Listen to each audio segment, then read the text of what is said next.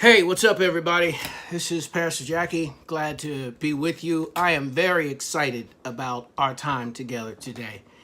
I've been very much looking forward to, getting to this particular part of our information. So, first of all, just welcome. Glad you're here.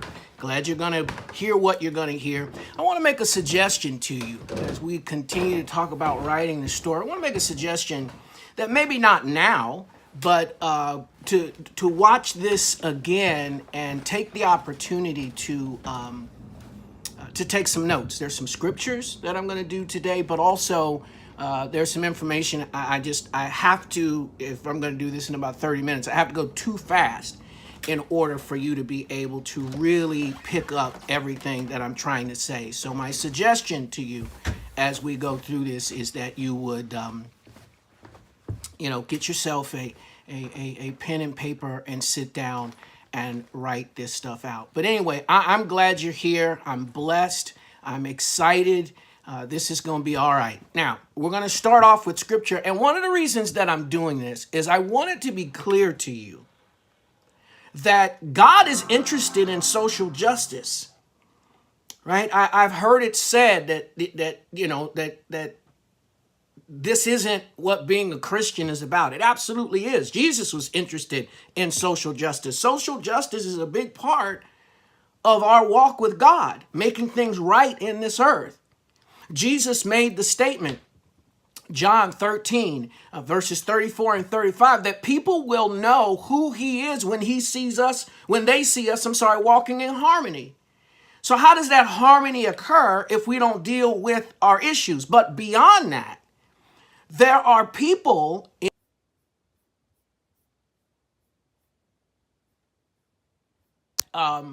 were sorry about that. Somebody was making a phone call. There's something I can turn off to keep that from happening. But anyway, there are people that are in Scripture that Joseph ran Egypt. He looks like he's the second in command, but he's really the one who's running things. It's the same thing that we're going to see today. Let's just get on into this. All right, we're dealing here with Daniel and Daniel's life and how God used him in a particular way. It says, this is Daniel 6:25 to verses 25 to 28. It says, then Darius, now this is after Daniel's been in the lion's den. Then Darius, the king, wrote to all the peoples, nations, and men of every language who were living in all the land. May your peace abound. I make a decree that in all the dominion of my kingdom, men are to fear and tremble before the God of Daniel. For he is the living God and enduring forever. All right, conversion has happened with this king. And his kingdom is one which will not be destroyed, and his dominion will be forever. He delivers and rescues and performs signs and wonders in heaven and on earth. Who has also delivered Daniel from the power of the lions. So this Daniel enjoyed success in the reign of Darius and in the reign of Cyrus the Persian. So what is this trying to tell us? It's trying to make us aware that, God will strategically put his people in charge so that people know he's God. It's very, very important. So as we now switch back and we continue to take a look, let history inform us, as we continue to take a look at that and let history inform us around the Reconstruction era, it helps us to understand the root of a lot of the issues that we have. Right? Remember, we've talked about, and this is a little bit of station identification. We've talked about, the problems that we've had. George Floyd was killed by the police, and now we're protesting. Right? We're standing up and saying, enough is enough. We watch somebody die right in front of us. And so together we're walking this out. We're protesting the murder of this man that happened right before our eyes. And that's the way it should be. We should do that. We should protest. We should walk together. I'm always excited seeing black and white folks, walking this thing out together. I'm blessed by that. Because that's what needs to happen. On my street, I just got my Black Lives Matter sign and put it in my yard. But man, there's about 10 signs on my street, and all of them were white households. People are getting this. They're getting it. I was a part of a forum last night, White Like Me, talking about Tim Wise's book and kind of working our way through that and asking questions. And the things that the white people in the forum were saying was very encouraging. We just have to do what LeBron said, which is keep our foot on the gas. Things are moving in the right direction. Harmony is occurring. We have to make sure that we keep our foot on the gas and keep moving forward. All right? Okay. All right. Let's take a look at kind of where we left off and then move forward. We had a conversation. We looked at, the 15th Amendment was ratified February 3rd, 1870. March the 30th, 1870, Thomas Mundy Peterson became the first black man to vote. Just a huge moment in time. But what I want to get, the thing I want to remind you of is this. Now, I got a date on here that isn't exactly right, but most people believe that the right to vote happened June 6, 1965. No, that's why it's called an act and not an amendment to the Constitution. It's a restoration of what already existed that was ratified from, and I just like yesterday, I have to remind you, it's not 1970. February 3rd, 1870 is what that should say. So the right to vote had already been there. And I submit to you that there are periods in time. There are periods in time when people don't realize the kind of progress that black folks were making. In a very short period of time, man, we're talking about 1865 to about 1880 in a 15-year period. Some people back Reconstruction up to about 1875. I don't. And there's some reasons for that. Rutherford B. Hayes was elected in 1880. The Democrats there was a runoff election, and Democrats allowed him to become president. He went to them and said, I'll leave Reconstruction to the South if you let me become president. And he did that. They did that. And that's when Reconstruction ended, because that's when the violence and all kinds of crazy things just came out of nowhere. All right. So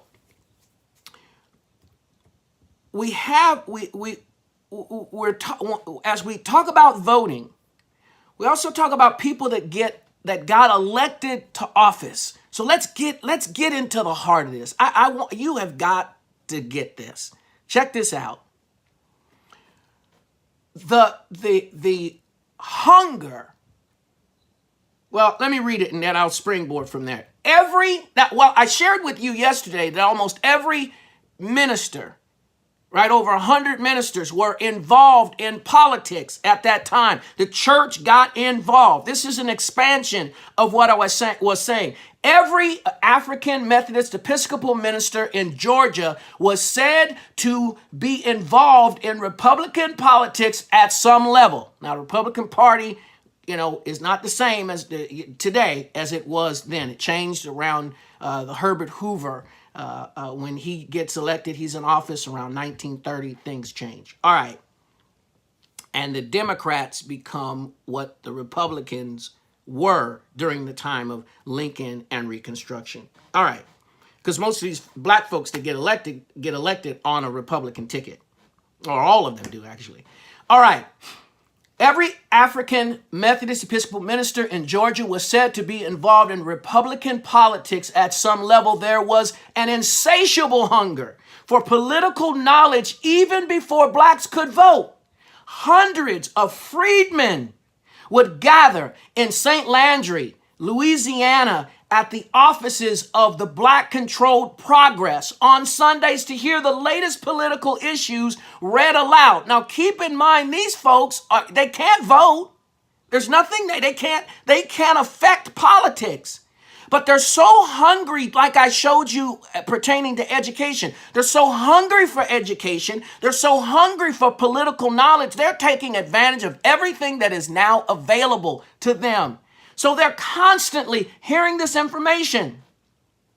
All right, so this stuff is being read aloud. Every Black institution in one form or another became politicized. Political material was read for all to hear in churches, societies, leagues, clubs, balls, picnics. Yes, at a picnic, somebody would take a moment and read aloud what was going on, and all other gatherings. The rise in political interest is described as meteoric.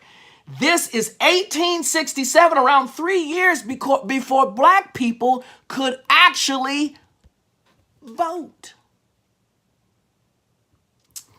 Are you hearing what I'm telling you? The hunger, the tenacity. Now, I've been making this statement. May have sounded lofty to some, but I'm going to back it up today, where I've been telling you that there were more people in state and federal legislature that were making decisions, right? The state senators, state representatives, congressmen, senators in Washington. There were more then than they are now. Now, my source, or one of my sources, I mean, you can look up the names of these people, but one of my sources is Tom Skinner. This man so inspired me. I got his book, the one on the right. They're both the same book. There's a revised version if you're trying to go out and purchase it. I got this book from Ulysses Ray, who was one of my spiritual fathers. He was the head of the Christian education department at Lincoln Heights Baptist Church, and the man was constantly feeding me books and materials because he saw that I wanted to learn. So you can find these books and really just glean a lot from them, and I suggest that you do. I've got some other materials too, and if there's time at the end, I've got them sitting right here. I'll show you some other resources that you can check out that I think will help you understand what was going on. But this book, this led me to read to do my master's degree on the Reconstruction era. Right? It really inspired me. How Black is the gospel? It led me to start studying Black biblical history, along with my pastor at that time, Pastor Freddie Pifus. I was just inspired. He did it right over the pulpit, and I was like, man, I got to learn about this stuff. And so now, it's been some 30 years that I've been studying these things. All right, so what I want to show you now, what I want to get over to you now is the sheer numbers of people in various states in the South that were involved in politics. And I want you to keep in mind, as I'm showing you this, that this is shortly after the Civil War. This is not 20, 30 years. What they were able to accomplish in a short amount of time is phenomenal. In South Carolina, the first Reconstruction legislature had 84 Blacks and 73 whites. Yes, more Black people elected to state legislature than whites. Oh, you'll see that's why white phobia. They called it Black phobia. That's why Black phobia happened. But it's really white phobia, white fear. In the 30 years that followed emancipation, South Carolina sent 8 Black congressmen to the House.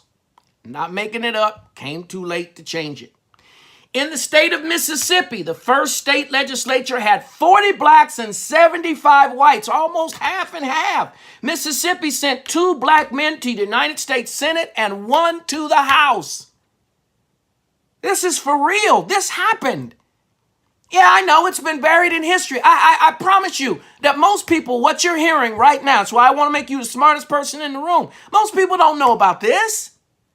They have no clue about this. They don't know that this phenomenal progress that was going on. They have no idea that this happened. The black people were pulling themselves up by their own bootstraps shortly after. You're talking about within a few years, people that many of them couldn't read. Now, most ministers could because they're reading scripture, right? But people had to have political knowledge in order to get themselves involved in the political arena and start making decisions. Oh, I'm not done. I'm not even halfway. Louisiana's first Reconstruction legislature had 49 blacks and 88 whites. Listen to this. Three of Louisiana's lieutenant governors and one congressman were black. And one black was elected to the United States Senate. Are you listening to me and what I'm telling you? Florida, I love this one. The first Reconstruction legislature in Florida had 19 blacks and 57 whites. The Secretary of State was black. The Superintendent of Education was black and one congressman. Just phenomenal. All of this progress being made in a short period of time. North Carolina, In the state of North Carolina, the first legislature had 19 blacks and 135 whites. 4 congressmen during Reconstruction went to Washington from North Carolina. Alabama had 26 blacks and 58 whites in the state legislature, and three congressmen coming from Alabama. Just incredible numbers in such a short period of time. Georgia had 32 blacks and 213 whites in their legislature and one black congressman. As racially charged as it was, 32 black people still got through and got elected. Friday, I'm going to talk to you about gerrymandering because they had to put a stop to this. And I don't want to get ahead of myself. But man, listen to this. These are the accomplishments that people are making when many of them had been slaves themselves. Not just a generation before and somebody in their family had been a slave. They had been slaves themselves, and now they're going to Washington. Virginia had 27 blacks and 154 whites and one black congressman. Isn't this incredible? This information it is absolutely incredible. That in such a short period of time, they were able to accomplish this. But you know how this works, right? See, this part gets taken out of history, so black people aren't encouraged looking at your black heroes and what they were able to accomplish. Many of these people, don't forget, I know I said it Monday, but I'm saying it again. Many of these people lost their lives.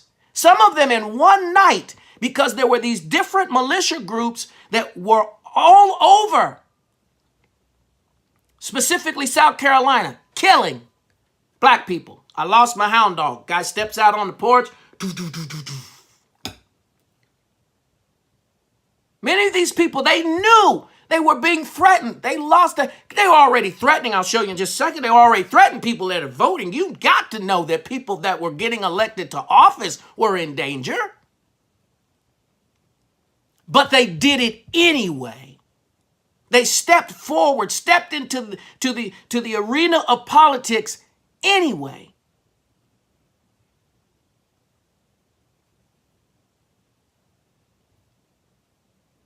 But wherever there is success, the roots of suppression, tradition has characterized these individuals that went to Washington, these individuals in the state legislature, as cartoon character, as animals, as had natural docility. Step and fetch it was a term. Black nigger Sambo came out during that time, calling them buffoons. And no other portrayal of this inaccurate concept is better displayed than when later on down the road in 1915, the Klan film Birth of a Nation. Birth of a Nation. Black people had the right to vote, but they're saying they're dumb. They don't know what they're doing. They're buffoons. They shouldn't be in office. And if you ever seen the movie, if you've ever seen Birth of a Nation, I mean, they just made these folks look like they were not worthy of having the right to vote. Not worthy of the opportunities that had been afforded them. Not worthy of that. Yeah, you have the right to vote, but you shouldn't be able to vote. You don't know what you're doing, calling them ignorant. So imagine what it would have been like during that time that you are trying to do what's right, to vote your conscience, and your life is constantly being threatened. There were people, they would ride around and they would say, who dies next? There were lynchings, different things like that occurred because black people wanted to stand up for themselves. These militia groups were going about oppressing. They were terrorizing black people. There's no other way to put it. They were terrorizing these people. They're going about, they're killing these folks. If you've ever heard of mob rule before, that's where that term came from. The mob rules. We're not going to allow these black folks to be in a position where, they can stand up for themselves. Not going to give them that opportunity to stand up for themselves. To vote. We're going to control the vote. We're going to suppress the vote. We're going to make sure that things go the way that we want them to go, or we'll kill these people. We'll kill them. We'll just take their lives. And they did over and over and over again. And I've got some examples of that, it's not easy to look at, but might as well. So, but first, as they did some of these things, there was, the Ku Klux Klan, the violence, after the amendment that gave the ability to vote and all of that, there was this fear. And so the Civil Rights Act, or Ku Klux Klan Act of 1878, 1871 was put together to try to curtail this behavior, this negrophobic hysteria, this talking about that the world is going to be Africanized if we don't stop these black people from doing what they're doing. If we don't stop the progress. But didn't matter. Didn't matter. They still continued to kill, to terrorize, to constantly threaten. These innocent people that all they wanted to do was have their rights. So we have things like in Memphis. Remember I told you that during the Reconstruction era, they built over 1,000 schools? Well, in Memphis and in Mobile, they burned them down. They burned up the schools. They killed over 100 black people. Just indiscriminately going around killing people to break their spirit, to break that energy, to break their desire for better and for more.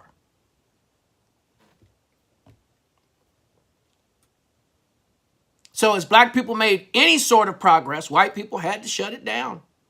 Laws were changed at the federal and state level. At the federal level, laws are being changed, but the state is implementing these kinds of things. It was just awful that they didn't have that innocent people, because they want to do the right thing. They want to vote. They want to live normal because of this threat. So when people ask you, why the condition is as it is for black folks. There is a reason. There was a conspiracy. As I told you before, ghettos were created and black people in the South were forced to live there. And it became a place where money didn't go in for education as it should. It became a place where city services, all the street, they wanted it to be as raggedy as possible. You stepped outside of that, the police were gonna... Let me tell you something. I heard this the other day and I started checking it out. And as far as I know, it was accurate. That every single riot that has occurred where black folks have initiated the riot has always been because of police brutality. I mean, people act like these are isolated incidents. No, this has been ongoing since the slave patrols, right? Nigga can't run. If you run, we're going to kill you. Many of the black people that are killed today are after a chase. They are unarmed and it's after a chase. And I submit to you that all these people wanted to do was make their lives better. So here's something about them manipulating the vote. For obvious reasons, was advised by the Democratic Executive Committee to planners and businessmen in the South to make a list of colored people who voted on the colored ticket. Why? Why did they want to do that? Because we're going to make that a determination of whether or not you stay employed. If you vote for black folks, all of this trickery, all of these different systems that are put in place, man, wait till I get to this piece on incarceration. It is going to blow you away. How what happened then is still happening now. It just has a different name. There are more black bodies that are locked up today than were locked up or enslaved. And we've only gone from about being 12% to about 14% perhaps, and some say 13% of the population. So you can't say, well, times have changed and the population has grown and all. That's not what's going on.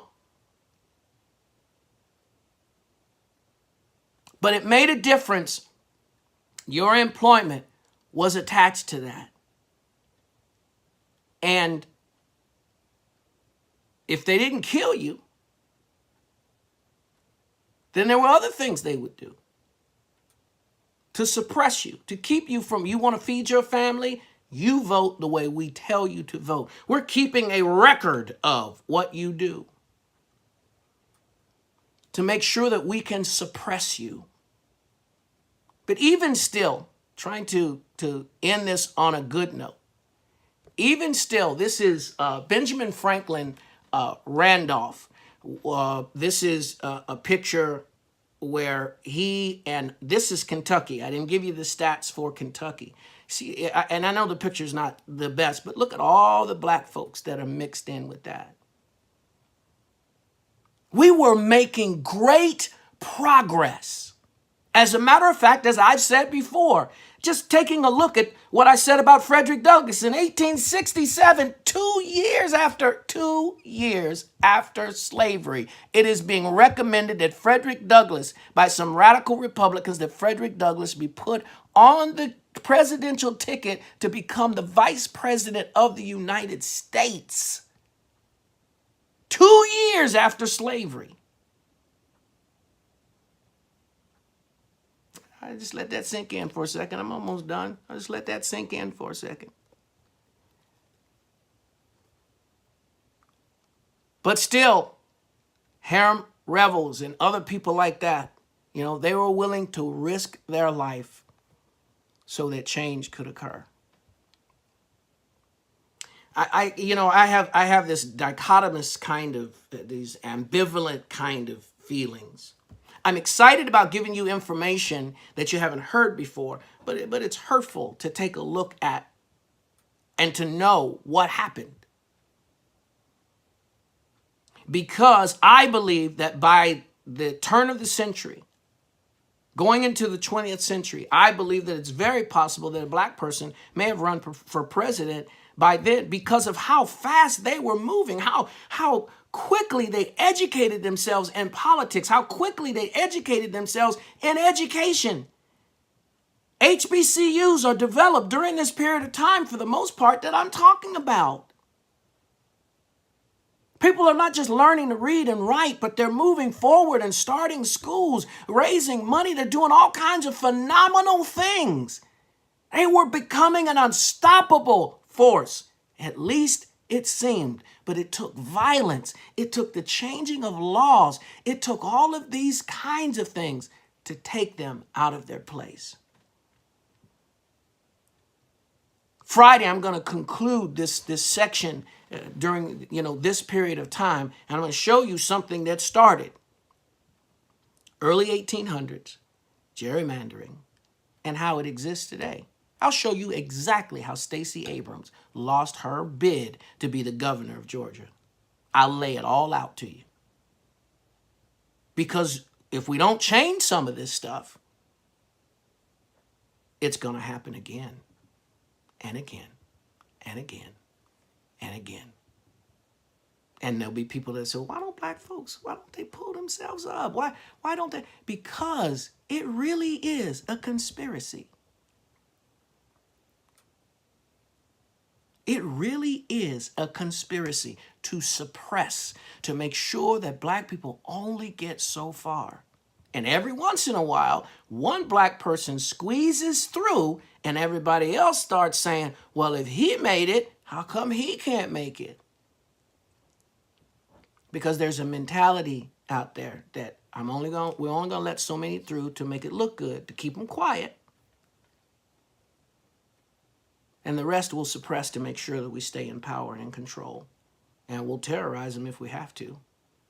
It's exactly what the police department has been doing. Listen, I'm a police chaplain, or was for 10 years. I don't have anything against the good cops, but I certainly have something against those that are criminalizing black bodies. All right, I gotta go. We're at our 30 minutes, and let me show you. Here's some materials real quick. Let me do this real fast. Donna Dickerson, she talks about Reconstruction. She talks about politics. She lays a lot of the stuff out. And I'm talking about, I was reading this while I was doing my master's thesis, and I said, I have just got to own this book. I can't just get it from the library. My favorite author is Eric Foner. All right, Donna's the dean of a college. Eric Foner is a professor. These are scholarly folks. These books are nice and thick. There's a lot there, a lot of information. You see he ends Reconstruction in 1877. That's not my date. My heart was broken when John Hope Franklin went on to be with the Lord. But a great Christian man. There are several editions of this book. I would recommend that you get your hands on it. All right. All this information I'm giving you is free. Everything I'm doing is free. However, I don't want you to forget that in order for this ministry to survive and do what I said I'm trying to do, which is to work with the Oglala Sioux and, pay our bills and all the other kind of stuff that has to happen. But I want to get on a radio station in South Dakota. One station will get me on. I will be able to share the gospel with the entire Oglala Sioux Nation. One station for the nation. Wasn't trying to rhyme, it just came out good. You understand? So I'm asking for your help. We are a 501c3 organization. Incredible. Right? PayPal is safe. Many people get on PayPal. But that's how you connect with us. We're a 501c3 organization, and if you go ahead and you connect with us, it's all good. I would really appreciate your help. Listen, I love you. I don't care if you're black, white, male, female, none of those things matter. The love of God is in my heart, and even though we have some tough things to look at, I really feel the love of God as I share these things, as hard as it may be. But it's important that I get this information out to you so that you understand what we need to do. We can bring about change and we can uproot some of this stuff. All right? I love you. May the Lord bless you. See you on Friday. Bye-bye.